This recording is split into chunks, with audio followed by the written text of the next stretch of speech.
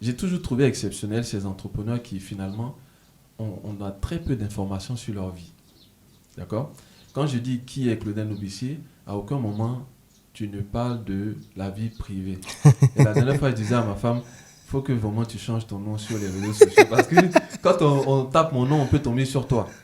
Et on va savoir qu'on est ensemble. Oui. Alors qu'il y a des gens que moi je suis, j'ai toujours été admiratif de savoir que finalement on ne connaît que lui. Et moi vraiment c'est cet idéal-là que j'ai vu. Parce que je me dis, avec ce qu'on fait, on est beaucoup exposé. Exactement. Quelque part, on a envie de protéger un peu ceux qu'on aime. Et moi j'ai ce petit truc-là à régler, mais je vais régler ça avec madame après. Est-ce que tu penses que c'est fait exprès que tu ne parles que de toi finalement? Ou c'est juste que non, tu fais même pas attention de ne pas mentionner que j'ai une femme, j'ai 5 enfants. Est-ce que c'est fait exprès? Alors, pour bien répondre à ta question, je vais donner une anecdote.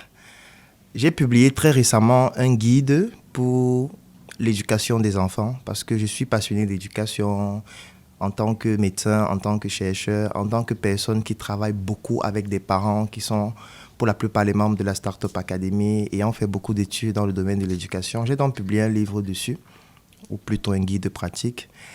Et il était totalement gratuit. Ça date de pratiquement un mois parce que j'estimais que c'est un peu ma contribution dans un monde où les réseaux sociaux ont entraîné un bouleversement dans l'éducation. Donc dans le guide, j'explique un peu comment est-ce que les parents peuvent s'y prendre pour éduquer leurs enfants à l'aide des réseaux sociaux. Parce qu'aujourd'hui, l'éducation n'est plus seulement le père et la mère à la maison avec leurs enfants, non. Aujourd'hui, il y a les réseaux sociaux qui interviennent. Aujourd'hui, il y a TikTok qui intervient dans l'éducation. Il y a les influenceuses qui interviennent. Il y a tellement de travers qui interviennent et qui peuvent parfois dérouter un enfant dont les parents ont pris le soin de s'en occuper. Donc, dans le guide, j'en parle. J'avais déjà publié plusieurs vidéos sur Internet où j'en parlais aussi. Et il y a donc des commentaires qui venaient du style « Mais tu parles de l'éducation des enfants, est-ce que tu as les enfants ?» C'est ça. Tu vois. Et ça m'amusait beaucoup parce que, en fait, je n'en parle jamais.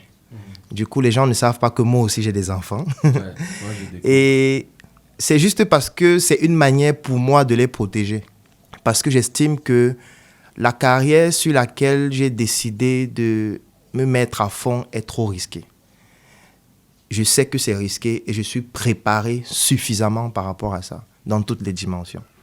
Sauf que les autres ne sont pas forcément préparés. Un enfant n'est pas forcément préparé à ça. Pourquoi l'exposer? Ta femme n'est pas forcément préparée à ça. Pourquoi l'exposer? Donc, je préfère que ce soit moi qui encaisse tout ça parce que je suis préparé à encaisser ça. Et leur permettre donc de vivre dans une certaine sérénité afin que, voilà, on ne soit pas tous bouleversés par cette vague qui vient d'Internet et qui pourrait renverser tout. Oui, les tontines, comme on les appelle souvent au Cameroun. Donc, c'est une stratégie. D'accord. Ce n'est pas que j'oublie, non, je ne parle jamais de mes enfants.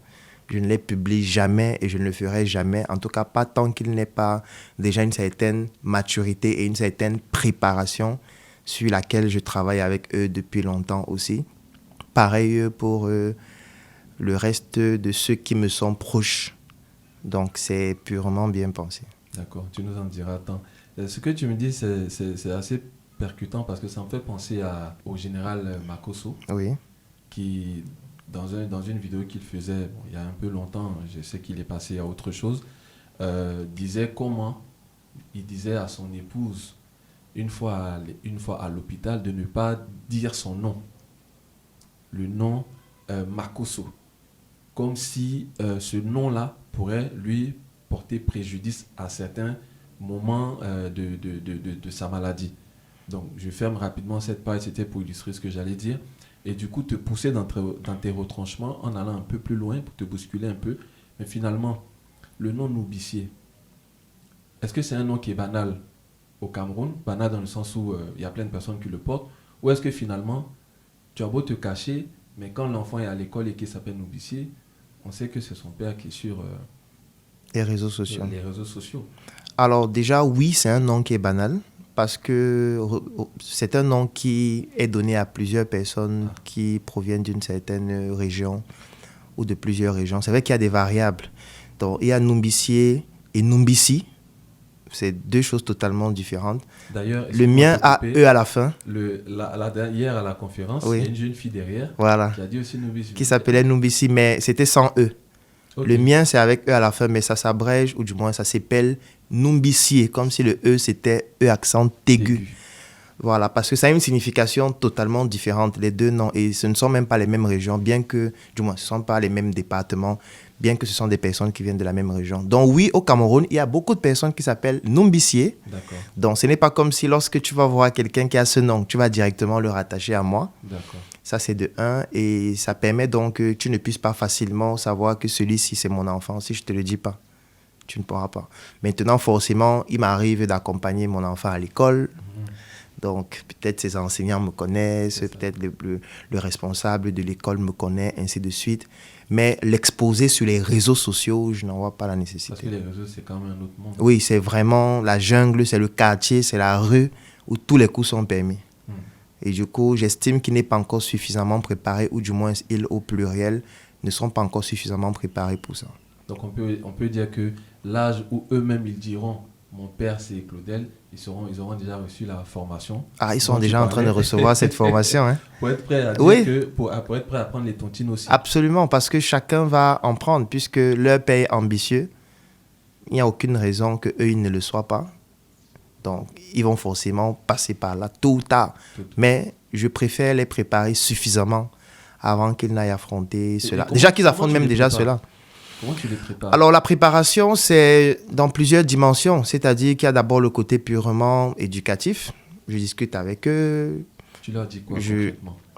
Que papa est dans un domaine particulier? Non, je ne leur parle pas je ne leur parle pas seulement de moi. J'essaye de discuter avec eux pour bien les connaître. Parce qu'un enfant a ses propres rêves, a ses propres aspirations, a sa propre identité. C'est vrai que c'est ton enfant, mais il faut que tu essayes de bien le connaître afin de pouvoir mieux l'éduquer. Donc, je discute avec eux, j'essaye de comprendre exactement quelles sont leurs envies, j'essaie de suggérer certaines choses. Il y a certaines techniques, ça prendrait peut-être trop de temps de l'expliquer pendant un podcast, mais je discute beaucoup avec eux, on échange énormément, on travaille ensemble, on étudie ensemble. Il y a des activités sur lesquelles je m'assois avec eux et puis je leur montre comment faire et j'observe pour voir où ils sont. Ils ont des aptitudes plus importantes et je teste ça dans plusieurs types d'activités différentes, que ce soit des activités en groupe, des activités individuelles. Je vais par exemple surveiller comment est-ce qu'ils travaillent, leur état de concentration. Je vais surveiller comment est-ce qu'ils utilisent Internet, parce que la plupart aussi ont Internet, donc je leur permets de pouvoir comprendre comment ça fonctionne, de les former dessus pour leur permettre d'être plus optimal. Et du coup, ça fait en sorte que je suis déjà en train de les préparer par rapport à ce qui viendra après. Donc, je ne les laisse pas juste aller à l'école, fréquenter comme ça. Non, je joue un rôle très actif dans ce qu'ils deviendront plus tard. Wow. Et là, je pense que j'ai encore beaucoup de choses à apprendre parce qu'avec toutes tes activités, j'ai l'impression que les enfants ont un programme même qui fait partie même de la Startup Academy. Oui, bien sûr, parce que eux, ils vont me remplacer. Startup Kids. Parce que moi, je prends un exemple. Si je prends la marque SM, il y a l'un de mes enfants qui est le deuxième actionnaire majoritaire de SM après moi. Déjà? Bien sûr. Est-ce que tu vas le mettre actionnaire quand il aura 50 ans, quand il aura 30 ans? Dès maintenant, mes enfants s'habillent en SM. Mes enfants connaissent SM, ils connaissent Njoka. Donc, si tu lui dis SM, il va t'expliquer ce que c'est. Il va te montrer cette tenue SM, ces articles SM, ces sacs SM. Mes enfants partent à l'école en SM. Wow. Ils s'habillent en SM, même quand ils sont nouveau-nés. Donc, c'est pour dire que, voilà, je les prépare par rapport à l'héritage que leur père est en train de bâtir. Il faut qu'ils aiment déjà l'héritage. Ce n'est pas qu'il faut, ils vont aimer. Oui, ce n'est pas un choix. Ça, on peut dire qu'ils supporteront mieux s'ils ont déjà... Oui, parce que c'est eux qui vont gérer après. C'est ça. Tu vois, moi, je peux mourir demain, je peux mourir la semaine prochaine. Eux, ils vont prendre le relais. Et il ne faudrait pas qu'ils prennent le relais d'un empire sans avoir la préparation qu'il faut. Et la première préparation, c'est celle d'aimer ce qu'on fait. Effectivement. La plupart des personnes qui posent des actions parfois étranges et bizarres, c'est parce qu'elles n'aiment pas ce qu'elles font. On pose des actions par rapport à l'Afrique parce qu'on n'aime pas suffisamment l'Afrique. On pose des actions par rapport à sa femme, ses enfants, ses amis, ses collaborateurs parce qu'on ne les aime pas suffisamment. Et parfois, c'est aussi parce qu'on ne s'aime pas soi-même. On n'aime pas sa situation. On n'aime pas son statut social. On n'aime pas. Il y a beaucoup de frustration. Donc, du coup, je les pousse déjà à s'aimer eux-mêmes. Et pour ça, j'essaye de mieux les comprendre pour les pousser à s'aimer Et maintenant, je les pousse à pouvoir comprendre l'environnement dans lequel ils sont, de connaître ce que leur père est en train de faire, afin de pouvoir aimer cela pour pouvoir plus tard optimiser, améliorer et me remplacer. Avec un nouveau mindset plus Bien sûr, actualisé. en s'adaptant aux nouvelles technologies, aux nouvelles évolutions de la société, ils doivent être capables de le faire. Mon fils, par exemple, le plus âgé, je vais au bureau régulièrement avec lui. Si c'est pas indiscret, la tranche d'âge, Alors, la tranche d'âge, on ira de, je sais pas, de 1 an à 8 ans.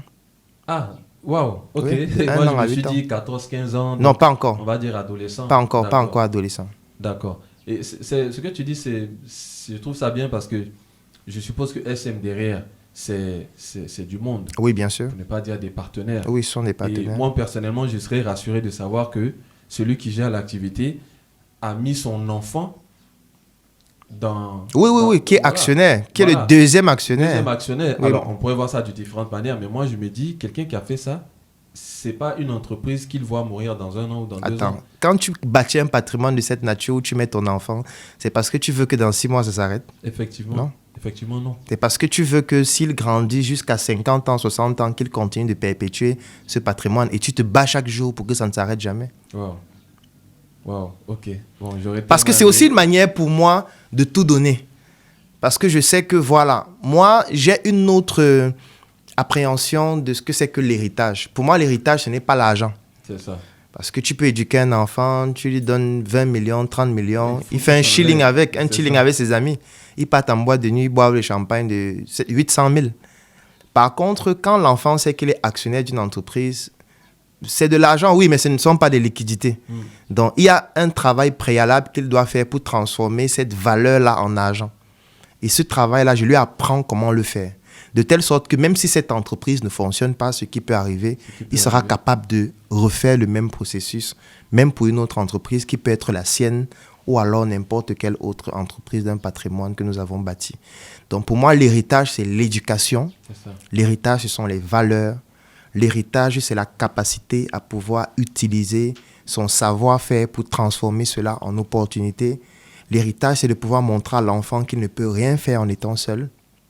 Moi, mon fils, par exemple, le plus âgé, quand il va à l'école, quand il rentre le soir, je lui demande, donne-moi le nom de 5 de tes camarades de classe. Comment s'appellent leurs parents? S'il ne sait pas, je lui dis, demain, quand tu vas partir, tu leur demandes le nom de leurs parents. Tu leur demandes ce que leurs parents font dans la vie. Et du coup, comme il est dans une école qui coûte quand même cher, ça fait donc en sorte qu'il a des camarades d'une certaine nature. Bien sûr. Quand il arrive en classe avec son sac SM, ses camarades sont un peu étonnés parce qu'il est le seul en classe à avoir ce sac. Et c'est le sac le plus beau de la classe. Donc du coup, ça joue. Tout ça joue. Oui, bien sûr, tout Du est coup, lié. parfois, il a certains de ses camarades qui disent à leurs parents, mais papa, moi, je veux aussi un SM bag.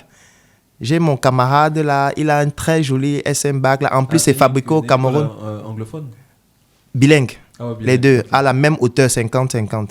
Donc du coup, ça fait en sorte que lui, il fait son réseautage. Je lui apprends comment on fait le réseautage très jeune. C'est pas possible. Tu vois? Et il doit écrire ça. Ce n'est pas quelque chose qui est virtuel.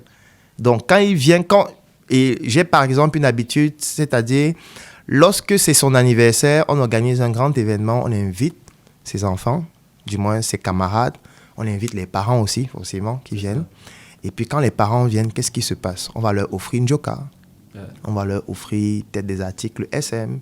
On va réseauter avec les parents directement. Ça fait aussi notre réseautage.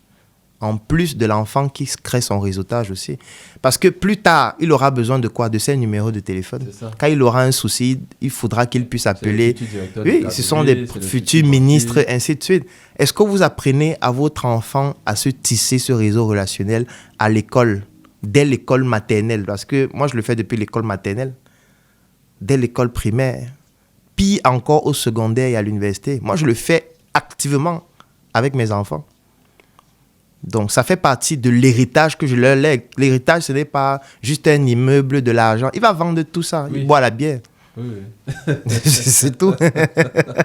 Effectivement, on a Oui. vu des gens qui méprisaient déjà l'activité de leurs parents. Oui, il peut- Ils attendaient oui. seulement que le vieux casse la pipe et puis après, Dès allez. qu'il part, ils vont même précipiter Ah ouais, carrément. le vieux. Et puis, dès que le vieux part, mais attends, Abidjan, ça va Oui, parce chauffer. qu'à Hein. un certain niveau, quand le gain est trop, bon, Oui. il y a certaines valeurs qui Oui, disparaissent. oui, oui.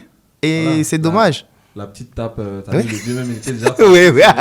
On tape un peu, il Voilà, part. le petit coup de pouce, et puis allez. Oui. Ouais, c'est dramatique, mais Oui. ça fait partie des réalités. Donc parfois, quand on ne présente pas ça sur les réseaux sociaux, les gens ont l'impression que voilà, on ne sait pas le faire, on ne sait pas ce que c'est. Non, sur les réseaux sociaux, je me considère comme un guerrier, je m'en vais en guerre, affronter un certain type de challenge. Et ces challenges, je suis préparé à pouvoir le faire, et donc je le fais. Mais derrière moi, je peux vous rassurer qu'il y a énormément de personnes qui soutiennent, c'est super. énormément. On aura peut-être le temps d'y revenir parce qu'il y a tellement d'enseignements à tirer dans ce que tu dis et je suis sûr que tu pourrais développer à l'infini. Je voulais revenir un peu en arrière. Comment tu fais la transition entre docteur et entrepreneuriat? Hey. Hey. Hey. Just for make you smile, just to catch one smiley on your lips, just to see sunshine in your face. I dedicate you my song. I want to create the words to tell you what I feel inside my heart. For me, you are the best thing in my world. Baby, you are my love. I'm singing my song, I'm singing my love, I'm singing the best in my life.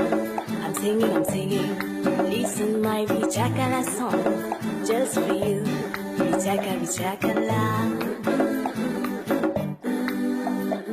I'm singing my song, I'm singing my love, I'm singing the best in my life. I'm singing, listen my Bichakala song, just for you, Bichakala. You be mon chéri coco, don't play mon pied, I will never go. I will always stand by your side, day as night, all Du the chic, time. de l'élégance, Please, de baby, la cut my prestance, twist. des vêtements et accessoires taillés sur mesure pour vous par nos meilleurs artisans de mode avec de la matière première fabriquée chez nous. Sur mesure, la meilleure marque 100% africaine. Une marque qui vous donne une identité. Sur mesure, la marque des leaders.